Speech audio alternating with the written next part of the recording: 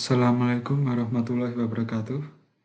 Perkenalkan, nama saya Bayu Rahmadin dengan NPM 23030500071. Di sini saya akan membuat video sebagai pengganti pertemuan ketiga mata kuliah baca tulis dan hitung di sekolah dasar. Langsung saja kita mulai mengenai cara analisa permasalahan membaca, menulis, dan berhitung di sekolah dasar.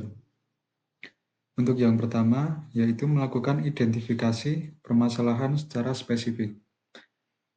Mengidentifikasi permasalahan secara spesifik merupakan langkah awal dan krusial yang dalam proses pemecahan masalah. Dalam kita melakukan identifikasi permasalahan secara spesifik, yang pertama yang harus kita lakukan yaitu dengan kita memahami konteks dari permasalahan yang akan kita identifikasi. Baik itu mengenai latar belakang maupun konteks di mana permasalahan itu muncul. Dan dalam kaitannya dengan Kalistung di SD, maka kita harus mencari tahu latar belakang dari siswa atau latar belakang dari kelas yang mengalami permasalahan ini, dan kelas berapa siswa ini yang mengalami permasalahan membaca, menulis, ataupun berhitung. Kemudian yang kedua yaitu dengan mengidentifikasi gejala. Kita dapat menemukan gejala-gejala atau tanda-tanda yang menunjukkan adanya masalah pada membaca, menulis, dan berhitung. Gejala ini dapat berupa hal-hal yang tidak berjalan semestinya atau hasil yang tidak sesuai dengan apa yang kita harapkan atau ekspektasi yang mau kita capai. Seperti contohnya, jika seharusnya di siswa kelas 3 sekolah dasar itu diharapkan siswa telah mampu dan lancar untuk dapat membaca, baik itu membaca huruf-huruf mati di tengah atau membaca kalimat yang memiliki suku kata yang banyak. Namun di kelas tersebut masih banyak siswa yang belum mampu untuk memahami mengenai hal tersebut. Maka kita dapat melakukan identifikasi masalah ataupun dengan cara identifikasi gejala mengenai permasalahan membaca, menulis, dan berhitung tersebut. Kemudian untuk mengidentifikasi permasalahan secara spesifik selanjutnya yaitu dengan menentukan efek dari permasalahan. Efek di sini yaitu merupakan dampak langsung dari permasalahan ini, dan kita dapat mengetahui dampak dari permasalahan ini melalui suatu penilaian atau melalui suatu observasi yang kita lakukan terhadap siswa yang mengalami permasalahan baik membaca, menulis, maupun berhitung. Seperti contohnya siswa yang kurang mampu dalam hal membaca, maka ia akan kesulitan untuk dapat menerima materi-materi yang diberikan oleh guru. Ataupun siswa yang kurang mampu untuk berhitung, maka siswa itu akan mengalami kesulitan dalam hal ia mengelola baik itu keuangan, uang saku, ataupun berbagai kegiatan yang memerlukan kemampuan berhitung. Kemudian langkah selanjutnya dari identifikasi ini yaitu dengan melakukan analisa akar penyebab. Kita dapat melakukan wawancara atau menanyakan mengapa mengapa permasalahan ini dapat terjadi dan faktor-faktor apa yang mendasari dari permasalahan tersebut. Seperti contohnya, siswa kurang mampu untuk membaca, maka kita harus menanyakan berulang kali mengapa siswa ini tidak atau kurang mampu untuk membaca, kemudian bagaimana keseharian ia di rumah ataupun cara ia belajar, dan bagaimana pola didik dari orang tua. Kemudian selanjutnya yaitu dengan kita melakukan definisi permasalahan secara spesifik. Setelah kita melakukan analisa mengenai akar penyebabnya, kita harus mendeskripsikan secara spesifik dan jelas agar dapat dipahami dengan baik oleh kita sendiri maupun dengan orang lain. Sehingga dalam kita melanjutkan ke langkah-langkah yang selanjutnya akan lebih mudah. Kemudian selanjutnya yaitu dengan memprioritaskan permasalahan. Jika terdapat beberapa permasalahan dalam suatu kelas, baik itu membaca, menulis, dan berhitung, maka kita harus memprioritaskan permasalahan yang memiliki tingkat urgensi atau tingkat kepentingan yang lebih mendesak, sehingga kita dapat meminimalisir atau mengurangi resiko dari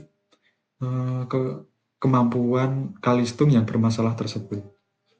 Kemudian yaitu dengan melakukan validasi fakta dan data.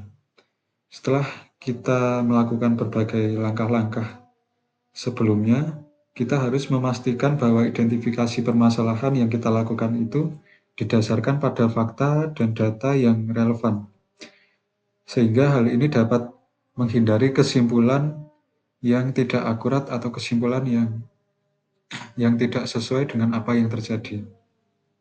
Sehingga setelah kita melakukan validasi dengan fakta dan data, kita dapat menarik kesimpulan dengan sesuai, efektif, dan dapat dipertanggungjawabkan.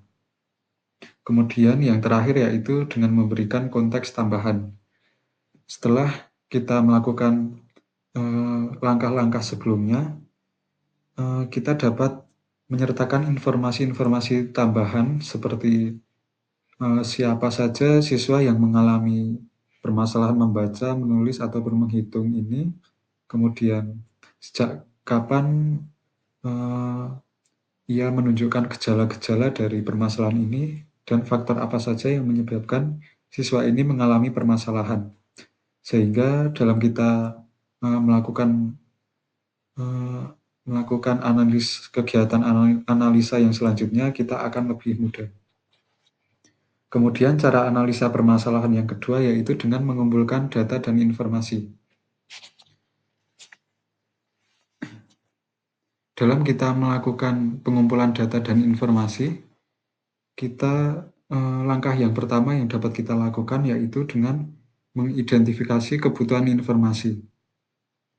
Kita harus menentukan dengan jelas apa yang akan kita pelajari dan apa yang akan kita ketahui dalam permasalahan membaca, menulis, dan berhitung siswa sekolah dasar.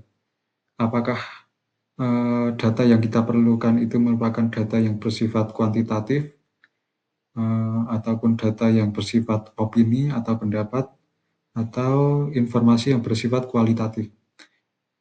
Kita harus dapat menentukan data-data yang harus kita kumpulkan untuk dapat menganalisa permasalahan mengenai membaca, menulis, dan berhitung ini.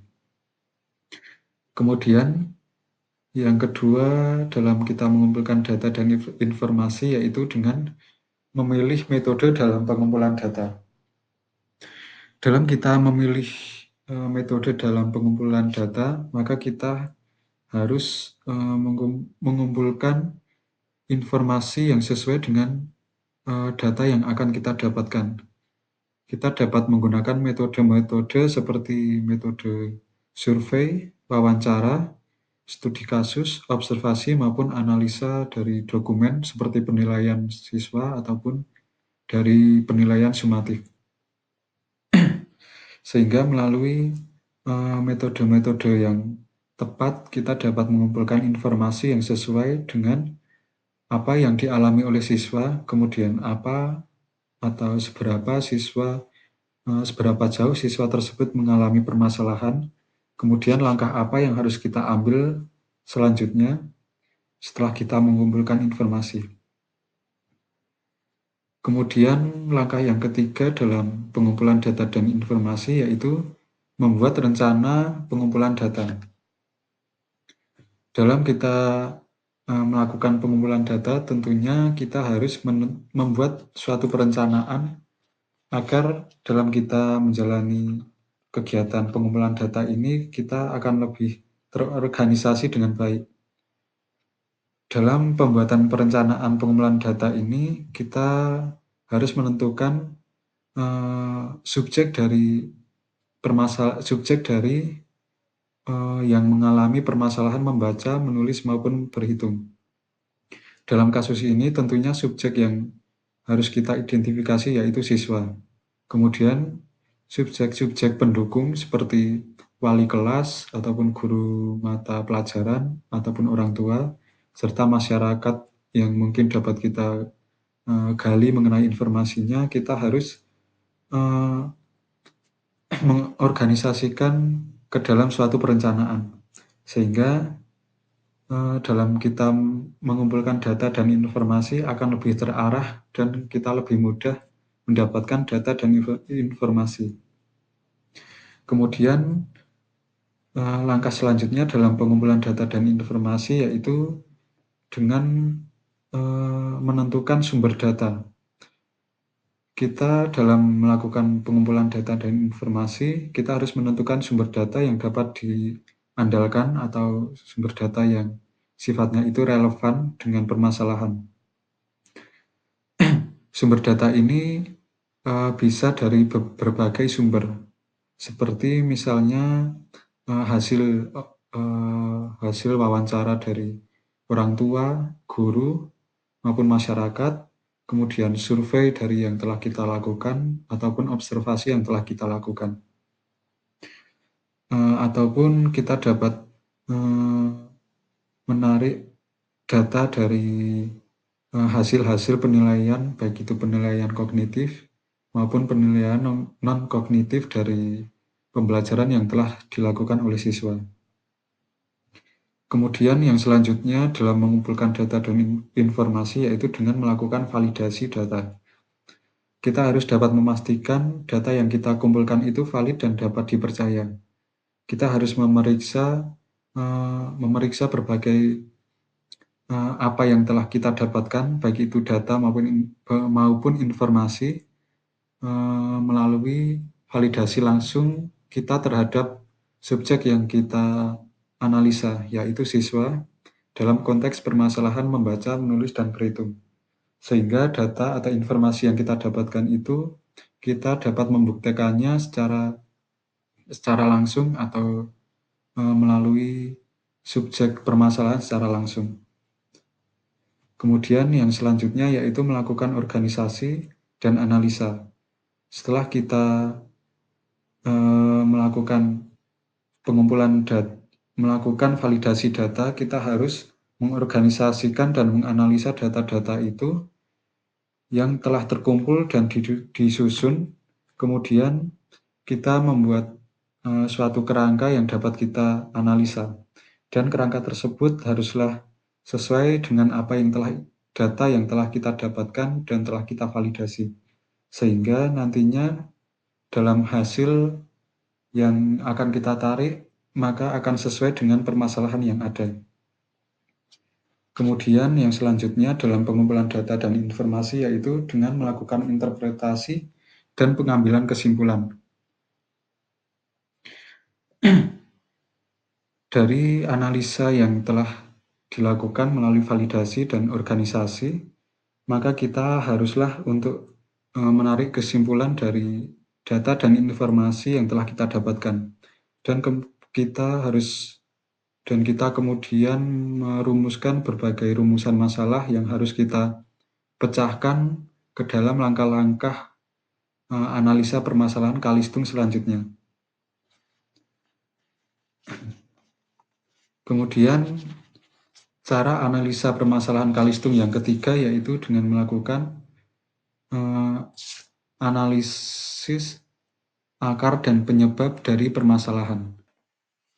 Dalam permasalahan membaca, menulis, dan berhitung tentunya terdapat penyebab atau akar permasalahan dari masalah yang ditimbulkan, yaitu permasalahan Kalistung. Dalam kita melakukan analisa akar dan penyebab, kita dapat melakukannya dengan berbagai metode analisa. Seperti contohnya yaitu menggunakan analisa SWOT atau artinya strength atau kekuatan, weakness atau kelemahan, opportunities atau peluang, dan threats atau ancaman.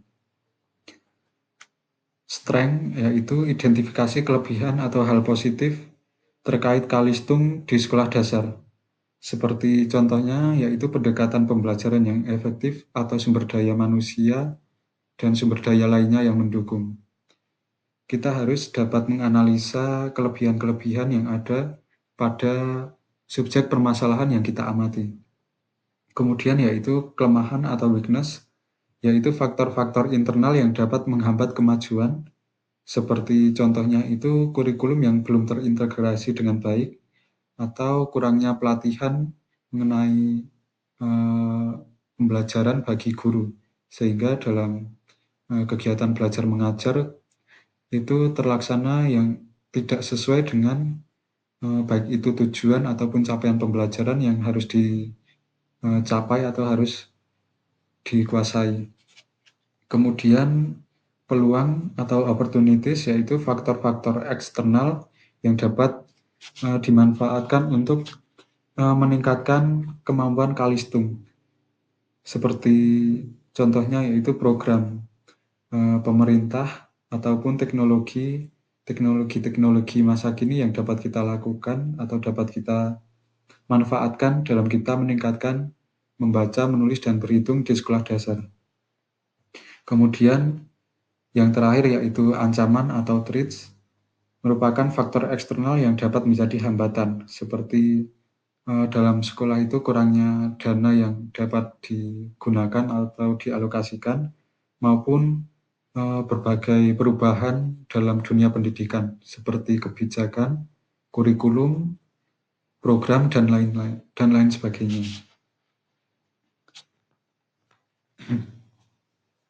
Kemudian metode analisa yang dapat dilakukan selanjutnya yaitu metode brainstorming, merupakan suatu metode dengan kolaborasi untuk melakukan atau mengumpulkan ide dari berbagai pihak terkait kemampuan membaca, menulis, dan berhitung siswa sekolah dasar, seperti dengan melakukan kolaborasi dengan guru-guru terkait, dengan orang tua siswa, maupun dengan staf sekolah. Sehingga dengan melakukan kolaborasi ini dapat menghasilkan berbagai solusi dan pendekatan yang mungkin dapat untuk meningkatkan kemampuan membaca, menulis, dan berhitung di sekolah dasar. Kemudian cara analisa yang keempat yaitu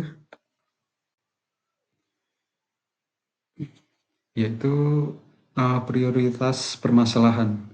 Setelah mengidentifikasi akar penyebab, kemudian kita harus memprioritaskan permasalahan yang paling krusial atau yang memiliki dampak terbesar terhadap pencapaian Kalistung di sekolah dasar. Prioritas permasalahan ini yaitu langkah yang dapat memfokuskan upaya dan sumber daya pada masalah-masalah yang paling penting dan mendesak. Terdapat beberapa langkah untuk dapat kita lakukan dalam memprioritaskan permasalahan membaca, menulis, dan berhitung di sekolah dasar. Yaitu yang pertama dengan melakukan identifikasi semua permasalahan. Dalam kita memprioritaskan permasalahan, kita harus mengidentifikasi terlebih dahulu setiap permasalahan yang ada, ataupun setiap permasalahan yang dihadapi oleh siswa.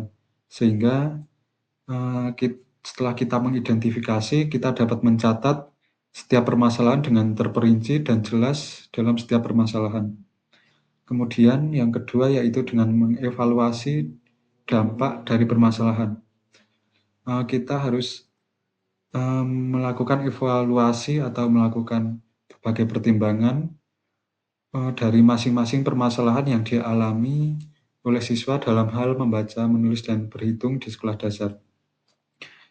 Seperti contohnya, kita dapat mempertimbangkan faktor-faktor seperti berapa besar dampak yang akan diakibatkan terhadap tujuan utama atau terhadap permasalahan yang kita amati.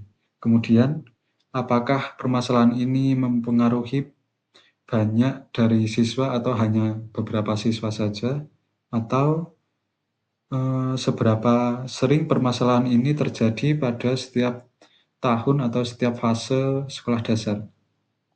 Sehingga melalui evaluasi dari masing-masing permasalahan ini, kita dapat menentukan prioritas permasalahan yang ada.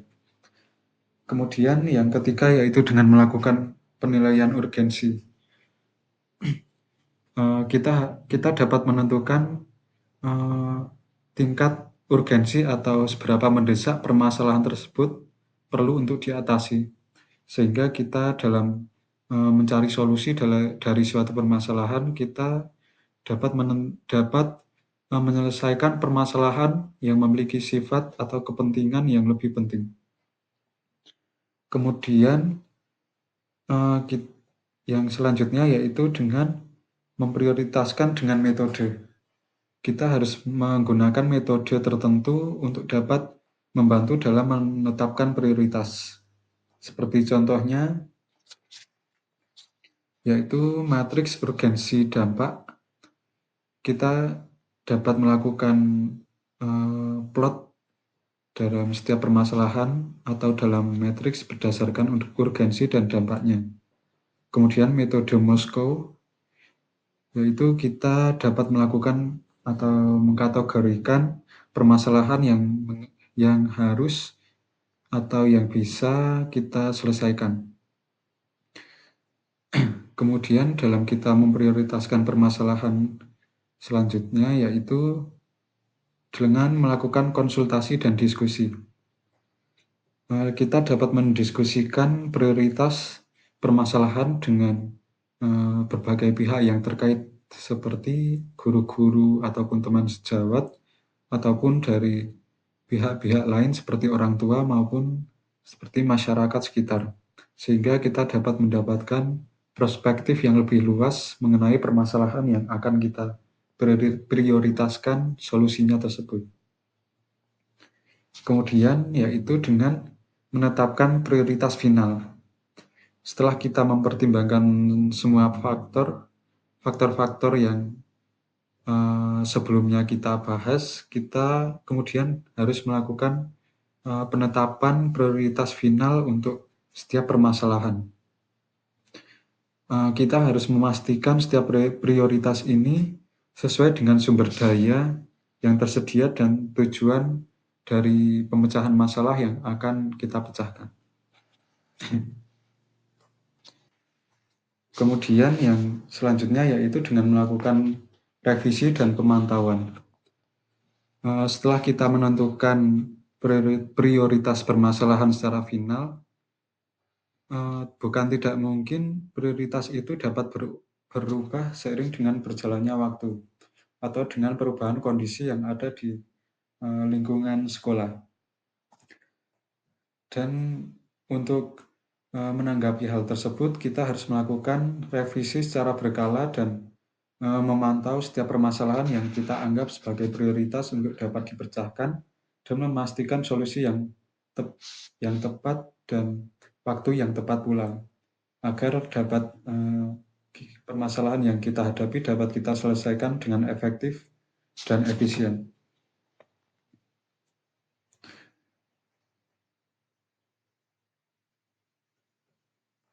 Mungkin sekian dari pemaparan yang saya sampaikan, kurang lebihnya saya mohon maaf. Saya akhiri. Wassalamualaikum warahmatullahi wabarakatuh.